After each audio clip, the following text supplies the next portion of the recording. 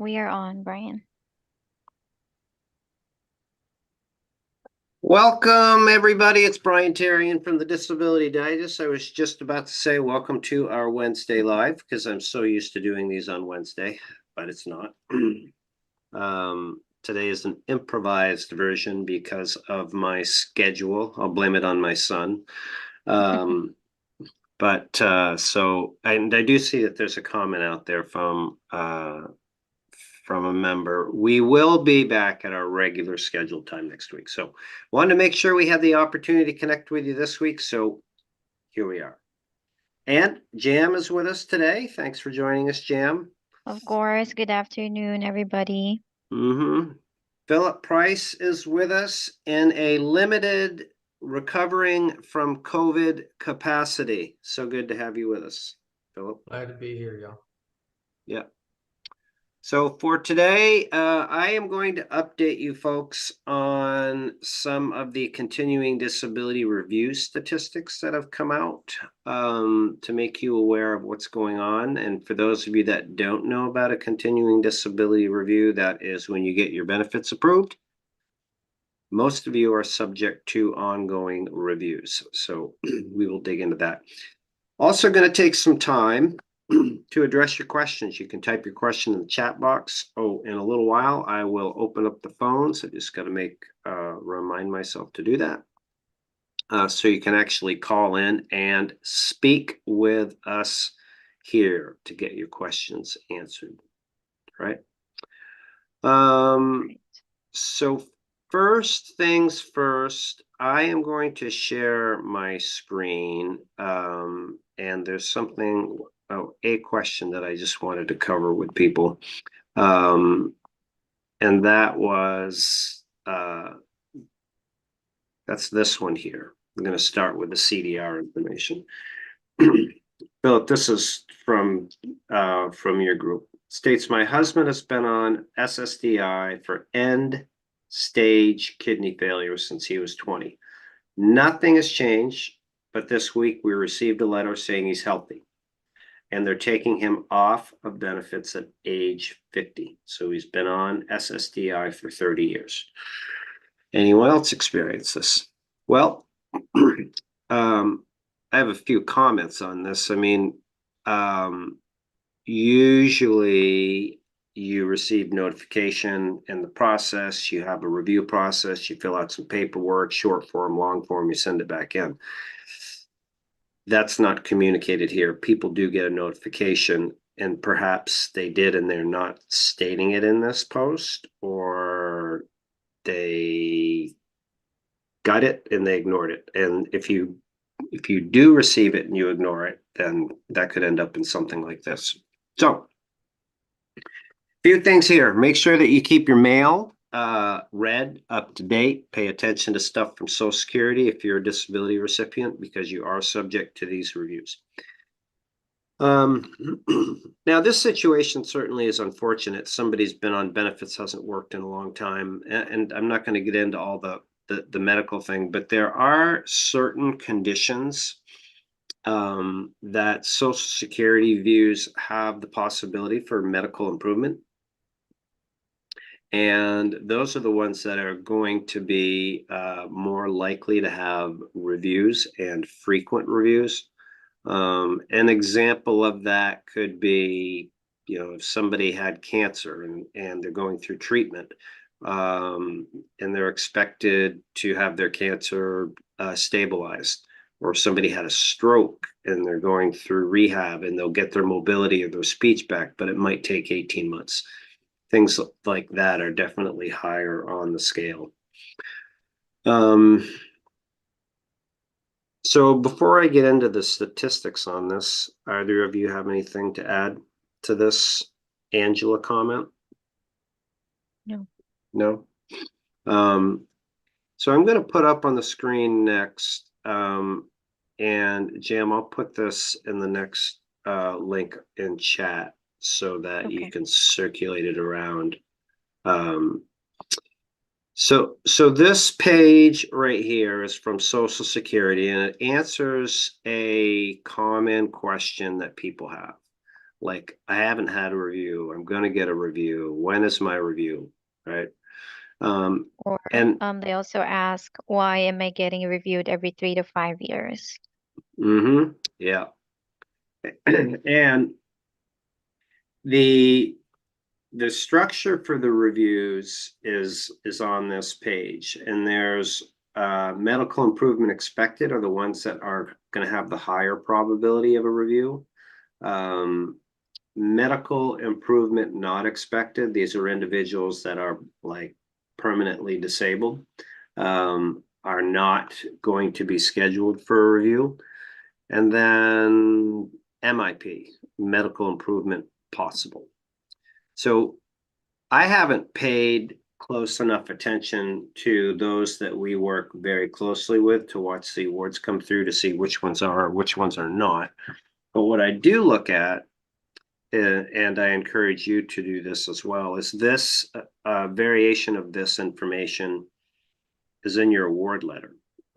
And in your award letter, there's a section that says things to remember, and pay attention to that, because it will say if it's going to be every year to 18 months, every 3 to 5 years when your review will be. Okay. So that will be helpful. You can speculate this it really all you want. The thing that I see is they're not consistent, and it might say 3 to 5 years, and maybe it is, maybe it isn't.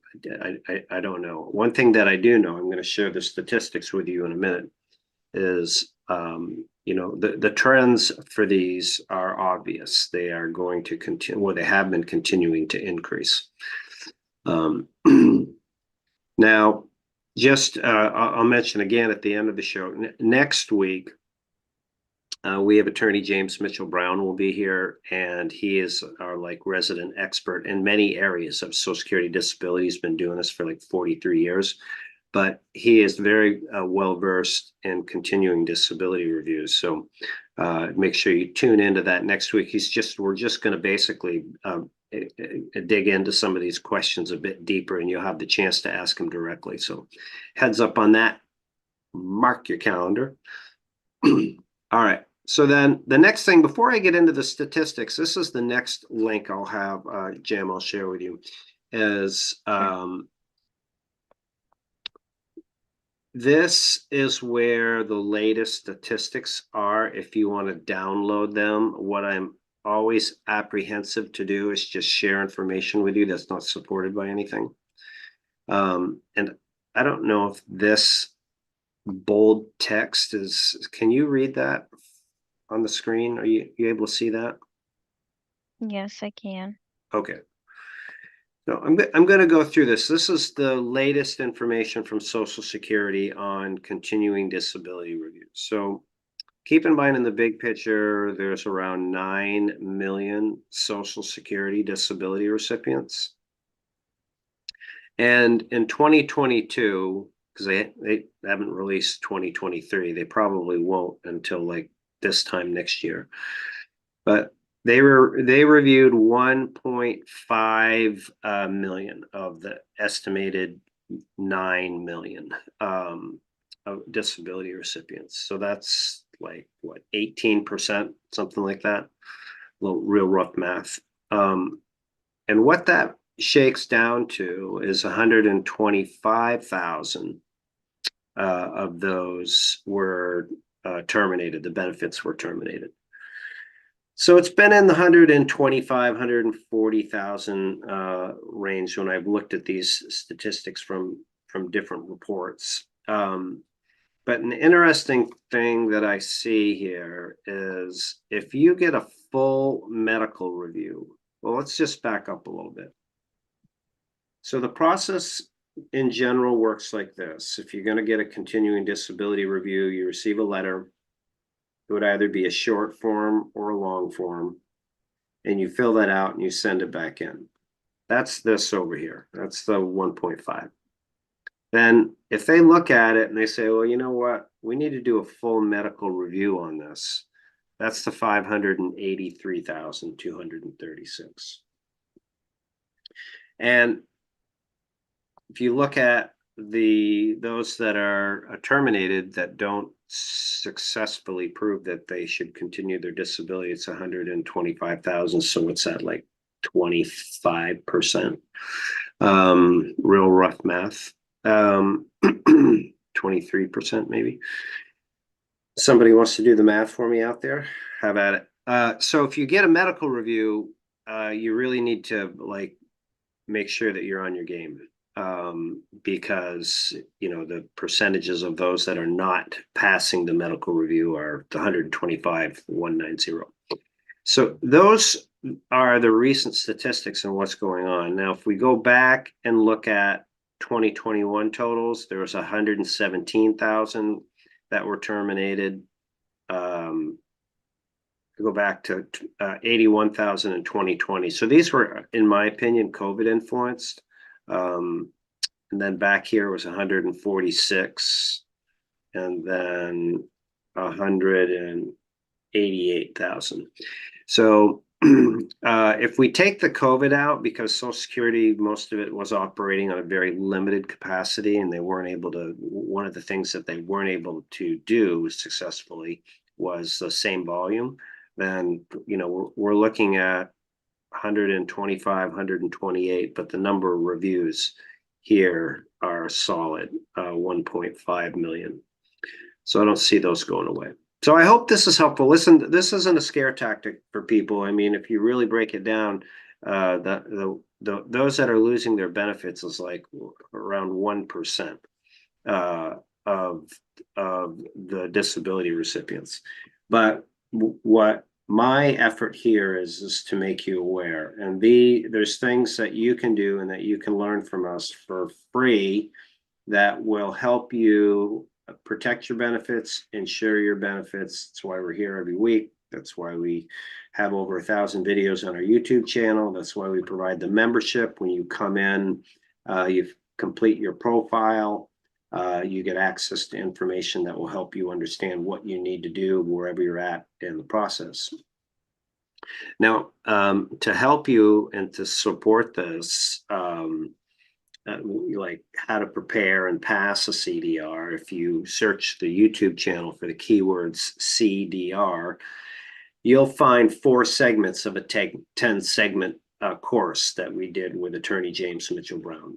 The full course with legal support, if you need it, is available to members. You register, you ask for it, and we will enroll you in the course. There's no charge for the membership. There's no charge for the course. It takes you through how to prepare, what to do when you get it, what happens if it's not successful, all the way through the life cycle.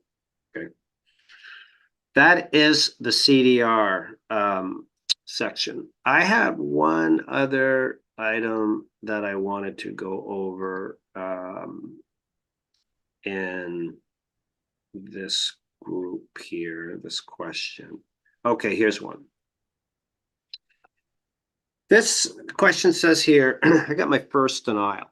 When I submit my reconsideration, what is involved? Do I need to fill out any more forms or answer any questions, et cetera, et cetera? Now, I presume that the Synonymous member is not familiar with the Disability Digest and the resources that we have. Because at the Disability Digest, when you join us as a member, and if you were to join us, register, and indicate that you have applied and been denied, you would get access to our disability approval course. You could speak to an advocate like Jam or Philip. They can help you understand what you need and what parts of it to move your case forward. And for the reconsideration appeal, there is a specific section that shows you what to say, what to do, how to file it. So you could do it all on your own if you wanted to. Or you could explore the option of having somebody partner with you as your disability representative. That's something that you're interested in. So, and that's the same. This course works for people from, if you're still working, there's a segment of what you need to do at that point. If you're thinking about applying, want to know if you qualify, like how to apply. If you've applied and waiting, the reconsideration, as I mentioned, if your reconsideration is denied, then there's a comprehensive section that helps you prepare for your hearing. So disabilitydigest.com. If you're in the Facebook group working with Philip, you can reach out to him directly if you would prefer to do it that way. But that's a way in which you can address any phase of it. Now, once you're approved, there's different segments that still help you with the same thing.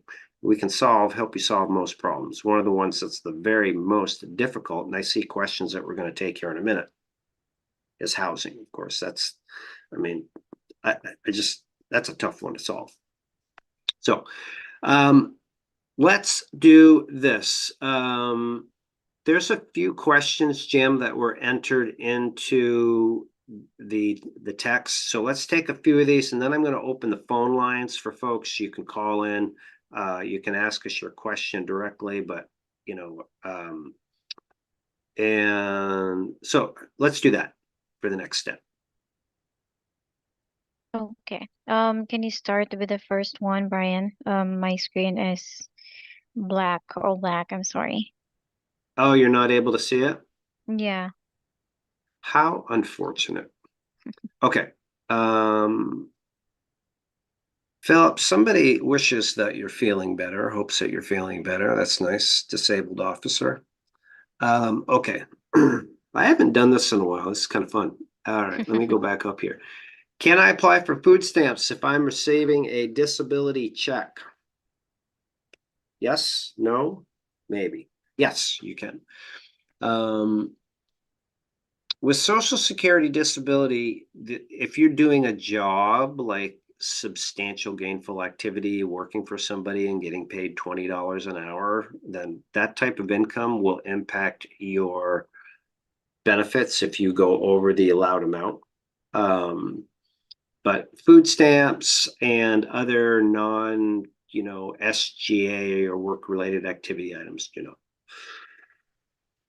Here's a good example of housing. I can barely pay rent, buy food with a small amount of money. I had an interesting conversation with a member here, Lisa, this week. And it's a disability recipient. And her disability check is like $600 or $700, which is way below the average of $1,350.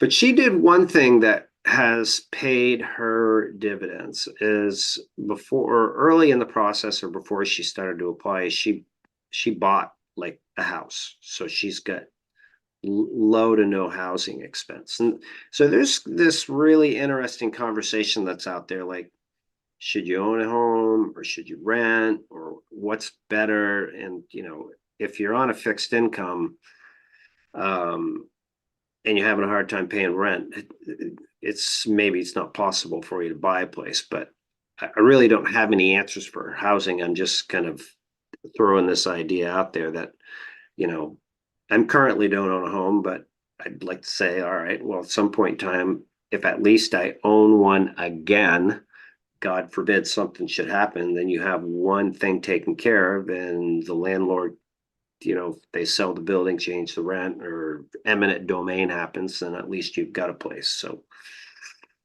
bit of a rant, but right. Right. Okay, let's see what else we have here. Okay, here's a question. Are reviews usually easy, or do you need a lawyer? At the early stages, I advocate that with our course, I would encourage people, unless they really are uncomfortable or don't know how to fill out forms, to do it yourself. So we have also here at the Disability Digest, we have a benefit protection program that is available to those that we are managing their insurance, like their healthcare, Medicare insurance. And we provide guidance. We wouldn't fill out the forms, but we would certainly review them to make sure that they're in line with what needs to be communicated, and advise you if they're not. So that is a light, well, I can say it's more than light level of support that you can get. There's no cost. So, and there isn't any, if we are your insurance agent, or one of us here, and managing your Medicare, our objective is to help you make the right decision, get in the right plan based on all the variables that you have. But we want to keep you in pay status so we can keep getting paid from the insurance companies on your Medicare. So that's kind of the concept of the benefit protection program. I'm going to Right. open up the phone lines here. Are you back, Jam, with your screen or what? Yes, I am. Good. Okay. All right. Here's another one from Frankie. Hello, why do we have to go for repeated medical visits? I've been requested to go to a third for a lung to oxygen test. My first two visits were a spirometry spirometry test. Sorry. I have no idea what that is. Me Philip? too. Doesn't sound fun. No, Hmm. sounds complicated. So is this, do you think this is somebody that's trying to get approved? Yeah, I think so. Yeah. Usually people go for one. If you have just physical limitations or just brain health issues, then you typically just go for one. I mean, it's there could be not enough medical evidence that is in your file, so they're looking to really validate how you're doing. That could be one of the reasons why they're doing it. Or maybe they saw something in your medical file that was suspect.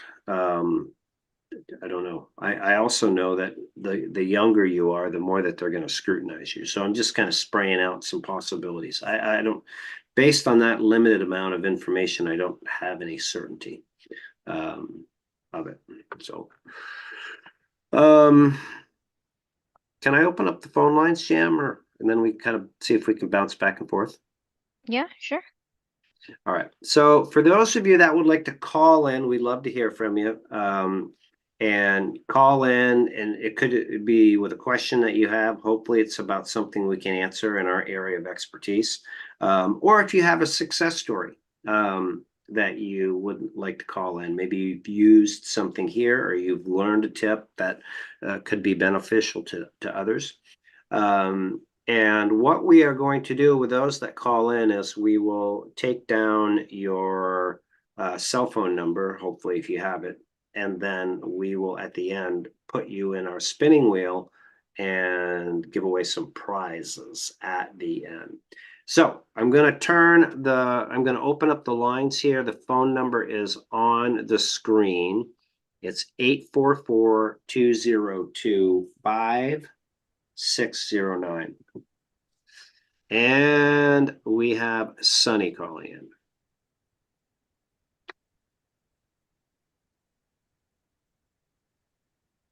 Hi, Sunny. Uh-huh.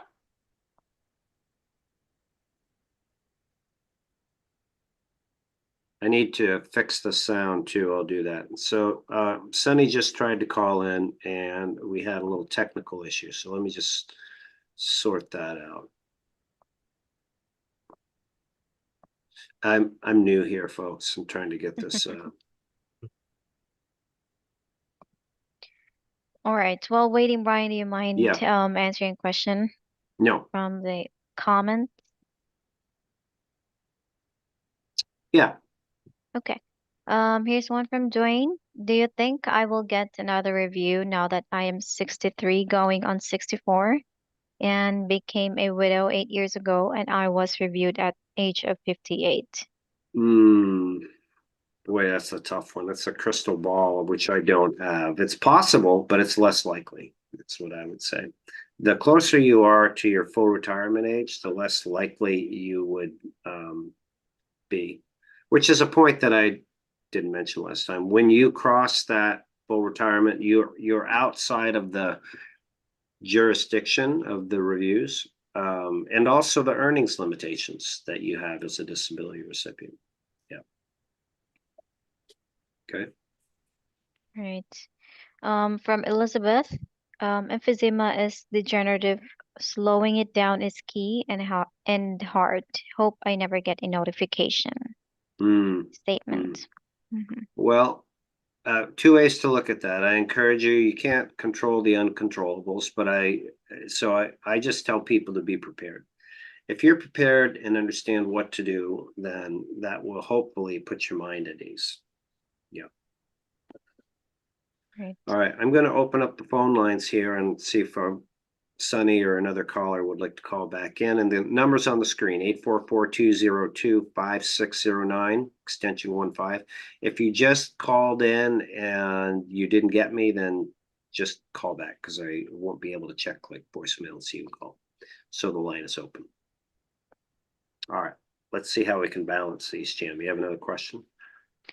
Yes, I have. I was approved at appeal stage, so never had a hearing. Was just under 60 when approved. My approval letter didn't say anything at all about CDRs. Yeah. Well, according to our resident expert, reading into this question, James Mitchell Brown, is don't stir the pot. I wouldn't encourage people to call Social Security to find out, because that has not yielded positive results. It's actually caused them to, dig in and look. So that's the advice that Attorney Brown has provided. Yeah. For those that would like to call in, it's 844-202-5609, extension 15. All right. Okay, Jim. And somebody said hi to Philip. Hope you're feeling better. Disabled officer. Yes. Thank you. Hi, John. All right. Here's a statement from Andrew. Support the SSI Restoration Act, please. All right. Do you know about that, Brian? I don't.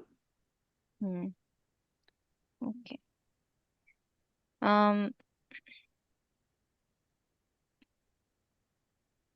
Here's one expressing about the rent problem. Because my neighborhood gentrified and now my rent just totally went through the roof. I'm sorry, I'm not familiar with this. What do you mean by gentrified? So it's revitalization. Yeah. So yeah. So some areas that were less in poverty-stricken ghettos, that revitalize. That's what that would apply to.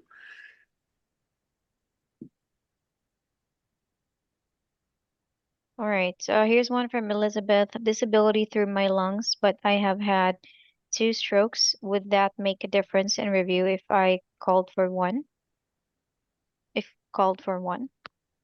If you're approved for disability with, for example, 3 conditions that cause limitations and that are causing limitations that prevent you from working, but over time that increases to 5, then certainly the severity of your conditions and the limitations would make it more difficult for Social Security to be successful with a review. Okay. All right, that's all of the questions. Great, good. Well, I am going to wrap it up for today. We had some questions. I thank you for being flexible and coming out at a different time. I encourage everybody to mark your calendars for next week for our special guest, Attorney James Mitchell Brown, who will be here to take some questions from you. And that could be anything on, do I qualify, going through the approval process, to that regulation that was just asked. He may be familiar with that. He's active in the government. So come join us next week. Philip, Jam, thank you for your participation today.